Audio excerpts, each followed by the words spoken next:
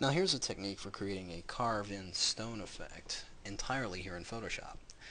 So the first thing I need to do is right here in the background layer, I'm going to go ahead and fill this with a neutral 50% gray. We'll just do a Shift Delete or Shift Backspace. Bring up the fill dialog, and we're going to make sure we're using 50% gray, normal blending mode, hit OK. Now, I'm going to duplicate this background layer by dragging it down here to the new layer icon. And on that copy layer, making sure that we have our foreground and background colors set to their default black and white, I'm going to go under Filter and go to Render Clouds. That will give us a basic cloud fill there. Next thing I want to do is on that same layer, we're going to go under Filter again, and this time we're going to go to Artistic to Poster Edges. And we're going to get another giant dialog box here. And what I really want to pay attention to is the black splotchiness that's going on in here, because we're going to generate a selection out of that to add to our effect here in a minute. So in order to change the randomness of that, I could just move this edge thickness around, and you can see it gives us an entirely different effect altogether. But I'm going to go and leave it at 1, and that will give me the effect I want. Now the edge intensity doesn't really do anything here because we don't have a whole lot of variation of colors here. And a posterization, if I drop this down, you can see does a few things, but I'm going to go ahead and leave it to its full posterization, almost as if it still is the full render of clouds, just because when we bring it into channels in a second, you'll see that we need to get rid of all that anyway. So, leaving those where they're at, I'm going to hit OK. So there we get that effect there. Now, I'm going to do Command or Control A and select this entire layer.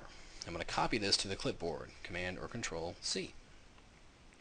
We're going to go to the Channels palette, and we're going to make a new alpha channel here. We're going to paste that layer inside of here. That would be Command V or Control V. I'm going to deselect that.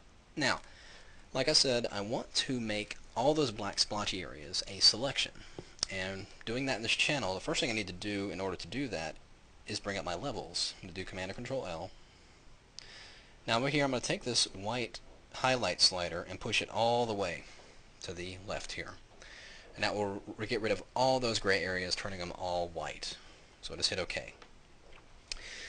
Now, like I said, I want to make those black splotchy areas my selection, so as you know, in a channel, alpha channel, anything that's white will be an active selection, and anything that's black will not be selected. So I just simply have to invert this channel, Command or Control I. And to load it as a selection, I'll just hold down my Command or Control key, click on that channel, and we'll go back to our main channels, back into our layers palette. And on that layer that we applied the effect to originally, all those black areas are now selected, and I'm simply going to hit delete. And we'll just deselect that. So we've deleted all those black areas that were part of that effect in there. So now, because it's transparent, seeing through that other layer, we're going to be able to see the effect we're about to do a little bit better. So I'm going to double click on that layer and bring up the layer styles, right like that. And the first thing I want to activate is a drop shadow. And you can see it's there, but it's a little bit more than I want it to be. I'm actually going to drop the distance down to 2 and the size to 2 as well, just like that. Zoom in a little bit more. But actually I okayed out of the layer styles before I was done, so we'll bring that back up. I also wanted to activate the bevel and emboss, and it's a little too much, so I'm going to highlight that. We're going to go over here to the size right here and actually change this to 1. And that will give us a much more realistic effect there. I'm actually going to change the highlights to overlay, so it's not so harsh. And that looks pretty good. So we'll just hit OK. So that almost completes our stone texture. Not just yet, though. What I need to do now is, still on this layer, we're going to go under Filter and go to Noise and Add Noise. And we're not going to do a whole lot of noise, right about 5 with a Gaussian monochromatic. That all looks pretty good. And we'll hit OK.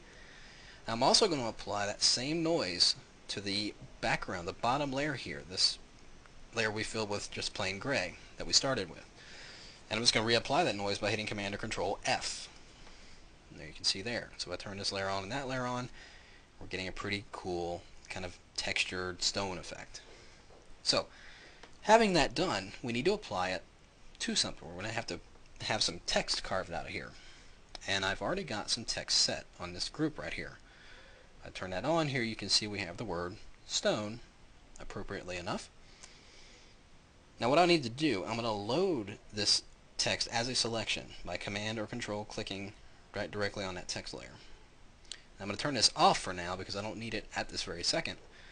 But I'm going to go back to that textured layer and I'm going to click on the layer mask icon here. And what it does is by default it's going to generate the mask based on that selection. So what it has done is masked out the background and leaving the stone texture inside the text. And I actually want it to do the opposite. I want the stone texture to be around the background and leaving the text area completely masked out. So to do that, to fix that, all I got to do is really just hit Command or Control I in the layer mask and it will invert that. So I'm going to zoom in here just a little bit. Now, by default, it has filled it with 100% black, the mask. And you know, as anything that's in a layer mask filled with black is going to be completely masked out 100%. I don't want it completely masked out. I actually want some of this texture to be showing through inside the text here. So I'm going to go back into this layer mask and Command or Control click on the layer mask, loading it as a selection. Now of course, like an alpha channel, it loads the white area as the selection. And as you can see here, the white area is in fact the background, but I want to select the text. So I'm just going to invert that selection by holding down Shift Command or Shift Control I. So now we have the text inside this layer mask selected. Now I'm going to bring up my fill dialog as I did earlier, Shift Delete or Shift Backspace. So there we have the fill, and I want to fill it with 50% gray, just like we did before. So hit OK, and now you can see that some of that texture, if I deselect this, some of that texture is actually showing through via the layer mask, and it's only masking out about 50% of it because of the 50% gray we filled it with. It's not doing a complete masking using black, but just slightly masking using a little bit of gray. Now, to give that text a little bit more depth into that cart, to give it a more realistic effect that it's carved in, I'm going to activate this text once again. I'm going to double click on the blank area here just to bring up the layer styles on this text layer. Now the first thing I want to do is actually this fill opacity right here. I'm going to drop this to 0 because I don't want any pixels on this layer visible. But by dropping the fill opacity and not the overall opacity, if I bring this back up, this will drop the overall opacity of the layer, and I don't want to do that because it will even if I apply any styles, it will completely drop the opacity out altogether. The fill opacity just drops the opacity of the pixels. It will not reduce the opacity of any styles I apply. So with that set to 0 and I activate my inner shadow, you can see it's visible there. Go back into the settings here and increase the distance. Drop the opacity just a little bit. Just like that. And we'll hit OK. And now, there we have our stone carved in stone, as it were.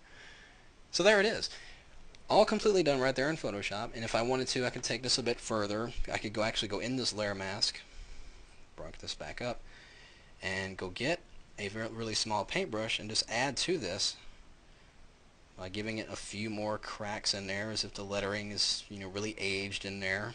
You really could spend quite a bit of time on this, but basically that's how you do it. So give it a try yourself, and we'll see you next time.